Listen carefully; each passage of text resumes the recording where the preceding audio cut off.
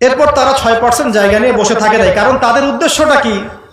তাদের উদ্দেশ্য তো 6% জায়গা দখল করা না, তাদের উদ্দেশ্য হচ্ছে পুরো হোলি ল্যান্ডটাই তারা চায়। পুরো হোলি ল্যান্ড মানে কি? ওই মিশরের নীল নদ থেকে শুরু করে ইরাকের ইউফ্রেটিস নদী পর্যন্ত এই পুরো জায়গাটা ওরা চায়, এখনো চায়। আপনার কি মনে হয় যে ওরা শুধু গাজা চায়? ওরা চায় মিশরের নীল নদ থেকে শুরু করে ইরাকের ইউফ্রেটিস পর্যন্ত। ভালো করে মনে রাখেন, মিশরের নীল নদ কেন? কারণ নীল নদ পেয়ে গেলে সুয়েজ খালের কন্ট্রোল পাবে। কোন খাল? সুয়েজ খাল। আর এদিকে যদি ইউফ্রেটিস পেয়ে যায় তাহলে এদিকে আপনার ফোরাতের যে সোনা এবং তেল এগুলো ওদের দখলে চলে আসে। কথা বুঝতে পারছেন? আর মজার কথা হচ্ছে ওদের তাওরাতে এটা আছে, ওরা যদি ঠিক পথে চলে এবং ওদের মাসিহ যখন আসবে তখন তারা আবার এই হোলি ল্যান্ডটা দখল করবে। ওরা ওই মিশনেই হাঁটছে। ওরা 6% জায়গার জন্য আসে নাই। 1917-18 আপনাদের কি মনে হয় এরপর থেকে ওরা চুপচাপ বসেছিল? তখন সারা বিশ্বে একটা ধোয়া তোলা হয়েছে। দেখুন, একটু বুঝুন। এর আগে হিটলার ওদেরকে হত্যা করেছিল না, সারা বিশ্বে ধোয়া তোলা হলো যে ওরা খুব মাসুম, খুব মাজলুম, ওদেরকে নির্যাতন করা হয়েছে, থাকার জায়গা নাই, খাওয়ার জায়গা নাই, কেউ যদি একটু জায়গা দেয়। কিন্তু বিশ্বের বড় বড় দেশগুলো দরজা বন্ধ করে দিল, কেউ জায়গা দেয় না, কেউ জায়গা দেয় না। আমাদের ভোলা ভালা মাসুম কিছু ভাই ফিলিস্তিনের, আর এই যে ব্রিটেনের চাপে অটোম্যানরা তো পরাজিত হয়ে গেল, সব দিক থেকে আমরা কোণঠাসা। ওই কিছু কিছু জায়গা 6%, কয় পার্সেন্ট? 6% জায়গা দেওয়া, এতটুকুতে থাকতে পারে। ঘর কার? ঘর আমার। এরা মেহমান কিনা? মেহমান। এখানে একটু বলে নেই, ওই 6% জায়গায় এখন হয়েছে 76%। ওই 6% জায়গার পরিমাণ এখন হয়েছে 76%। ওই মেহমানরাই 76% জায়গা দখল করেছে এখন। আর বাকি যে পার্সেন্টটুকু বাকি আছে, এই দুটো জায়গা অবরুদ্ধ। শুধু গাজা উপত্যকায় থাকে 22 লক্ষ মানুষ। আর ওয়েস্টার্ন ব্যাংকে কতটুকু থাকে আপনারা দেখে নেন। গাজার সাথে সমস্যা বেশি কেন? কারণ এখানে হামাসের তৎপরতা বেশি। ওইখানে পিএলওর আন্ডারে ছিল, এটা মানে মিউচুয়াল করে ফেলছে মোটামুটি। এখানে 76% জায়গা এখন মেহমানরা দখল করেছে। এখন এই বাকি জায়গাটুকু চাওয়ার জন্য যখন এরা প্রতিবাদ করে বা বিশ্বের দরবারে আর্তনাদ পেশ করে, মুসলমানদের সহযোগিতা চায়, ওরা হামলা করলে প্রতিহত করার চেষ্টা করে, তখন তারা বলে যে এরা সন্ত্রাসী। এরা বলছে আমার ঘর আমাকে ফেরত দাও, এ বলছে তুমি সন্ত্রাসী, দূর হও। এই মেহমানরা আমাদেরকে বের করে দিয়েছে। মনে করেন আপনাকে আপনার মেহমান বের করে দিয়েছে, আপনি দরজার বাইরে দাঁড়িয়ে নক করছেন, নক করে বলছেন আমার বাড়ি আমাকে ফেরত দাও, আর ও বলছে সন্ত্রাসী, তুমি দূর হও। পুরো বিশ্বের চিত্রটা এটা, এই জেরুজালেম কেন্দ্রিক। একটা বাক্যে বলুন, মেজবান তারা বলছে আমার ঘর আমাকে ফেরত দাও। ভাই, আমার ঘর আমাকে ফেরত দাও। থাকতে দিয়েছিলাম, খাইতে দিয়েছিলাম, তোমাকে তো আমি আমার নারী শিশুকে হত্যা করতে দেই নাই, অত্যাচার করতে দেই নাই, নির্দিষ্ট সময়ের জন্য দিয়েছিলাম। আমার বাড়ি এখন আমাকে ফেরত দাও। এখন ও দরজা বন্ধ করে পিটাচ্ছে আর বলছে সন্ত্রাসী, তুমি দূর হও।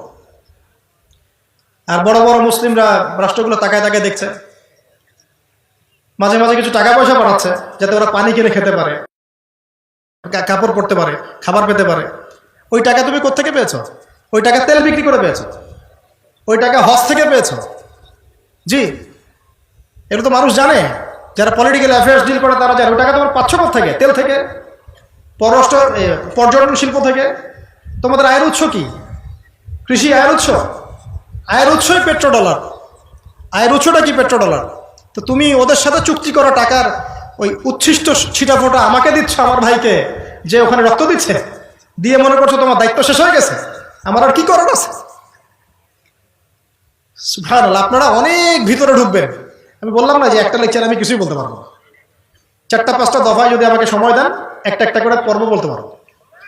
এরপরে এই হলো 17-18 সালের কথা শেষ। এরপরে আপনাদের ধারণা ওরা ওই 6% জায়গা নিয়ে বসেছিল?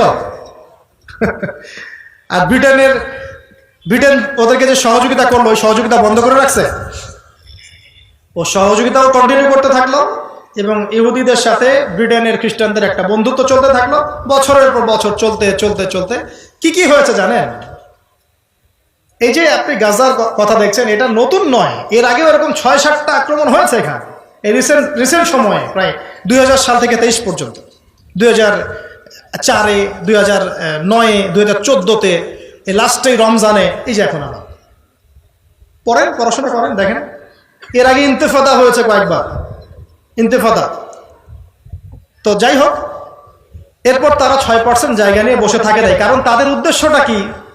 তাদের উদ্দেশ্য তো 6% জায়গা দখল করা না, তাদের উদ্দেশ্য হচ্ছে পুরো হোলি ল্যান্ডটাই তারা চায়। পুরো হোলি ল্যান্ড মানে কি? ওই মিশরের নীল নদ থেকে শুরু করে ইরাকের ইউফ্রেটিস নদী পর্যন্ত এই পুরো জায়গাটা ওরা চায়, এখনো চায়। আপনার কি মনে হয় যে ওরা শুধু গাজা চায়? ওরা চায় মিশরের নীল নদ থেকে শুরু করে ইরাকের ইউফ্রেটিস পর্যন্ত। ভালো করে মনে রাখেন, মিশরের নীল নদ কেন? কারণ নীল নদ পেয়ে গেলে সুয়েজ খালের কন্ট্রোল পাবে। কোন খাল? সুয়েজ খাল।